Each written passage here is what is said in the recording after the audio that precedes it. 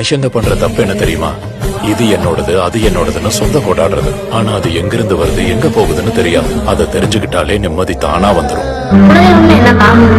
குலதெய்வம்னா நம்ம பாட்டை முப்பாட்டேன், அவங்களோட பாட்டை முப்பாட்டேன், எல்லாரும் தலைமுறையா வந்து இந்த சாமி கும்பிட்டுருப்பாங்க.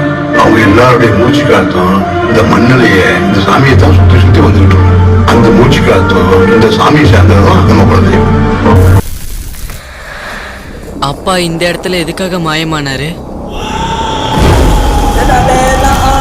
இதுதான் நம்ம மூலஸ்தானம். நம்ம முன்னோர்கள் வாழ்ந்தது இங்கதான். அது ஒரு பெரிய புராண கதை. காரணிக்கா கல்லா இருக்குமோ?